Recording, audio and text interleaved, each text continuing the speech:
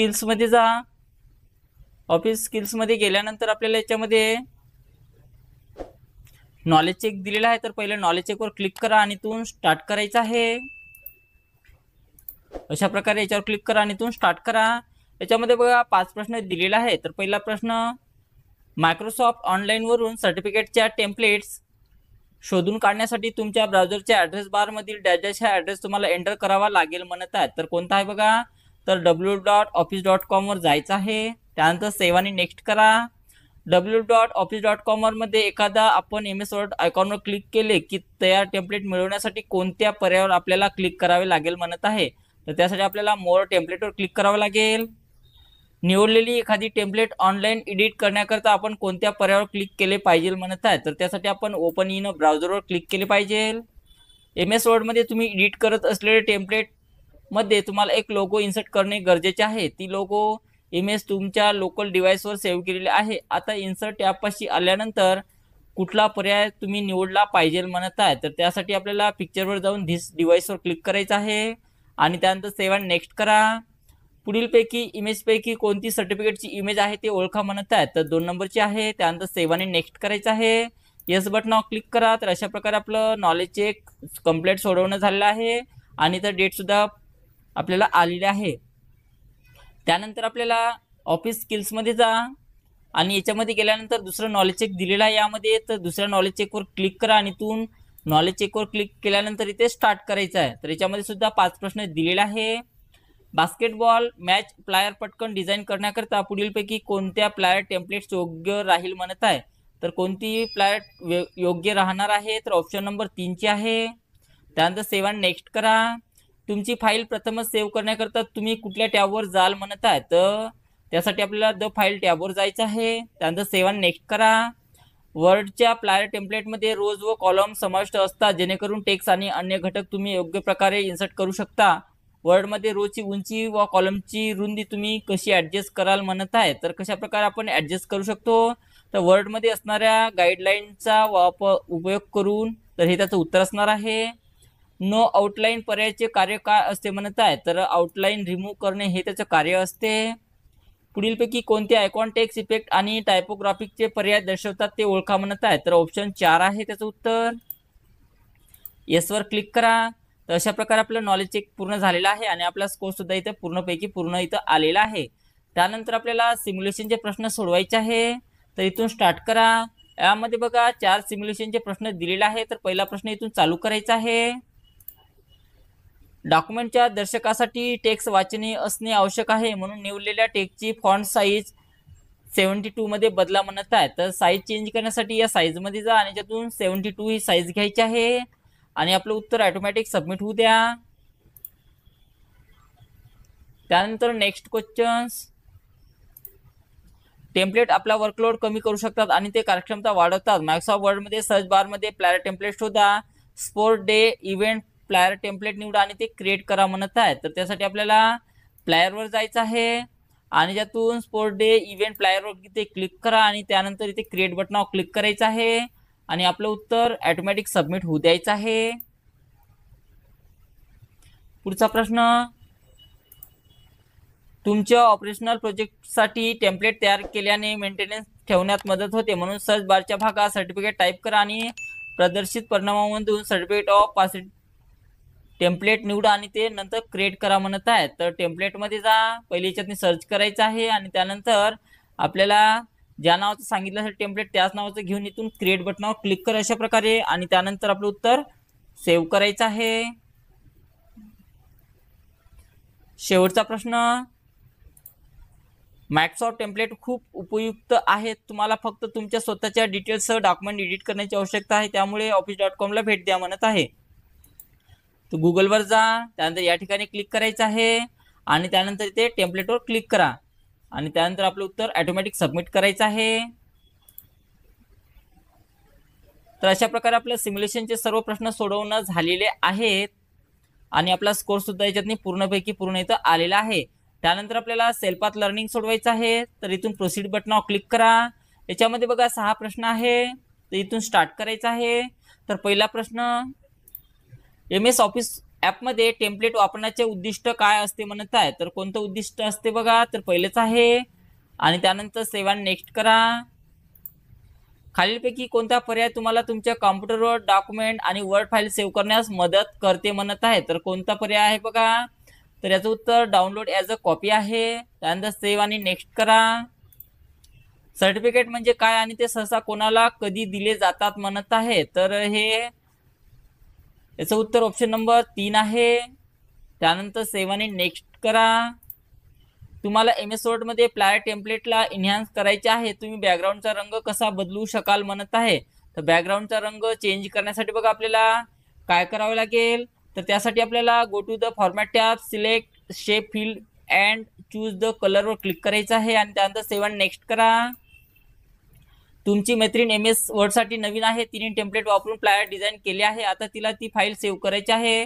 प्रथमच file save करण्यासाठी पर्यायाचा योग्य संच निवडा म्हणत आहे, तर याचं उत्तर बघा ऑप्शन नंबर 1 आहे.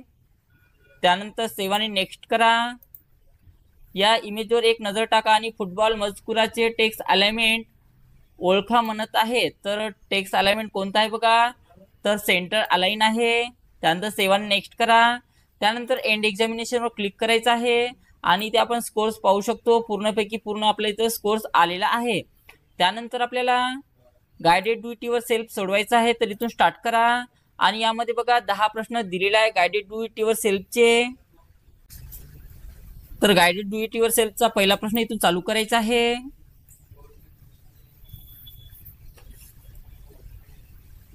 दिलेल्या वर्ड डॉक्युमेंटमध्ये इन्सर्ट टॅब, हेडर अँड फुटरचा वापर करून ब्लँक हेडर आणि फुटर अप्लाय करा म्हणत आहे, तर त्यासाठी बघा इन्सर्ट टॅबवर जायचं आहे. हेडरवर जा. पहिले हेडरवर गेल्यानंतर याच्यातून पहिले ब्लँक हेडर घ्या. हेडर इन्सर्ट झालं, त्यानंतर पुन्हा इन्सर्ट टॅबवर जा. फुटरमध्ये जायचं आहे आणि पुन्हा एक ब्लँक फुटर इथून घ्यायचं आहे आणि त्यानंतर क्लोज अँड हेडर अँड फुटरवर क्लिक करा आणि त्यानंतर आपलं उत्तर सबमिट करायचं आहे. पुढचा प्रश्न,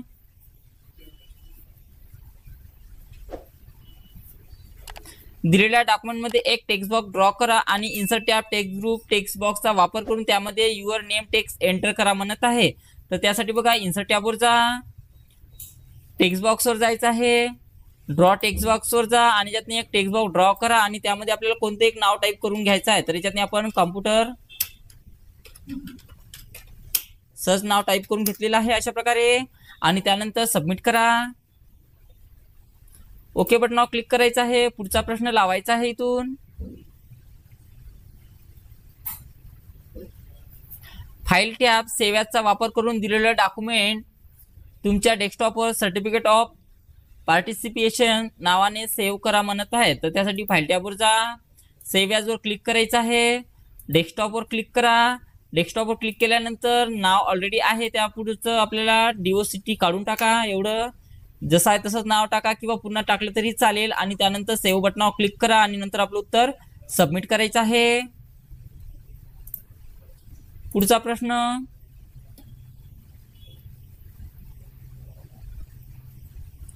file tab, new blank word डॉक्युमेंटचा वापर करून दिलेला word document blank document open करा म्हणत आहे, तर त्यासाठी फाईल टॅबवर जा. न्यू वर जायचं आहे. ब्लँक डॉक्युमेंट घ्या आणि त्यानंतर आपलं उत्तर सबमिट करा. ओके बटनावर क्लिक करायचं आहे. त्यानंतर पुढचा प्रश्न लावायचा आपल्याला. File tab, export, create PDF, XPSचा वापर करून दिलेला डॉक्युमेंट PDF फॉर्मॅटमध्ये एक्सपोर्ट करा. उघडलेल्या विंडोमध्ये तुमच्या आवडीची फाईल नेम एंटर करून पब्लिशला क्लिक करा म्हणत आहे, तर त्यासाठी आपल्याला फाईल टॅबवर जा. त्यानंतर एक्सपोर्टवर क्लिक करायचं आहे. क्रिएट PDFवर क्लिक करा. क्रिएट PDFवर क्लिक केल्यानंतर याच्यामध्ये आपल्याला कोणतेही एक नाव टाईप करून घ्यायचं आहे, तर मी कोणतेही एक नाव टाईप करतो आणि त्यानंतर पब्लिश बटनावर क्लिक करायचं अशा प्रकारे आणि त्यानंतर आपलं उत्तर सबमिट करा. पुढचा प्रश्न,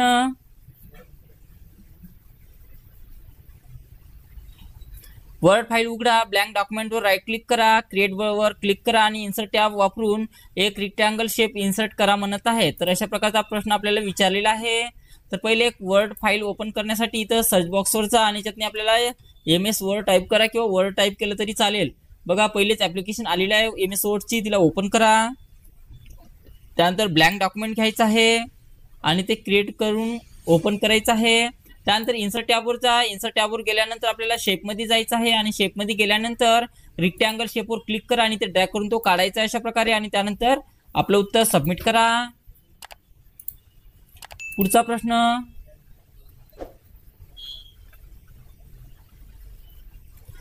वर्ड फाईल ओपन करा. ब्लँक डॉक्युमेंटवर राईट क्लिक करा, क्रिएटवर क्लिक करा आणि इन्सर्ट टॅब वापरून एक रेक्टँगल शेप इन्सर्ट करा म्हणत आहे. तर पुन्हा तोच प्रश्न आलेला आहे. तर यासाठी बघा आपल्याला MS वर्ड ओपन करून घ्यायचं आहे. पहिलीच ॲप्लिकेशन आलेलं आहे तिला ओपन करून घ्या. ब्लँक डॉक्युमेंटवर क्लिक करायचं आहे. त्यानंतर राईटवर क्लिक करायचं आहे ते या ठिकाणी. त्यानंतर आपल्याला काय करायचं आहे, इन्सर्ट टॅबवर जाऊन तर इन्सर्ट टॅबवर जा. त्यानंतर शेपवर जायचं आहे आणि याच्यातनी रेक्टँगल नावाचा शेप याच्यातून घ्यायचा आहे आणि त्यानंतर इन्सर्ट बटनावर क्लिक करून सबमिट करायचं आहे. पुढचा प्रश्न,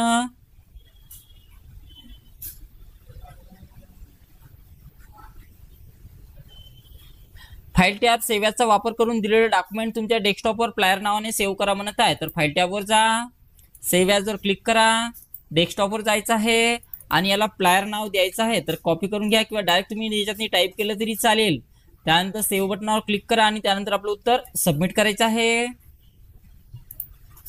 पुढचा प्रश्न,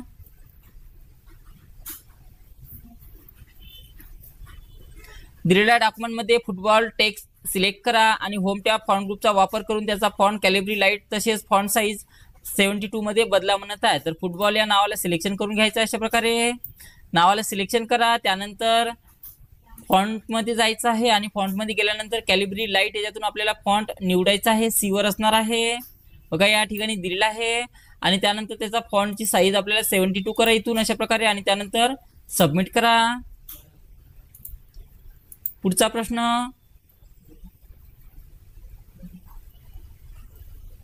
त्यानंतर बघा दिलेल्या वर डॉक्युमेंटमध्ये फुटबॉल टेक्स्ट सिलेक्ट करा आणि होम टॅब फॉन्ट ग्रुपचा वापर करून फॉन्ट कलरचा वापर करून त्याचा टेक्स्ट कलर स्टँडर्ड कलर ग्रीनमध्ये चेंज करा म्हणत आहे. तर फुटबॉल या नावाला सिलेक्शन करून घ्या. फुटबॉल नावाला सिलेक्शन करून घ्यायचं आहे या ठिकाणी. त्यानंतर फॉन्ट कलरमध्ये जा आणि स्टँडर्ड ग्रीन कलर याच्यातून आपल्याला त्याला अप्लाय करायचं अशा प्रकारे आणि त्यानंतर आपलं उत्तर सबमिट करा. त्यानंतरचा प्रश्न बघा,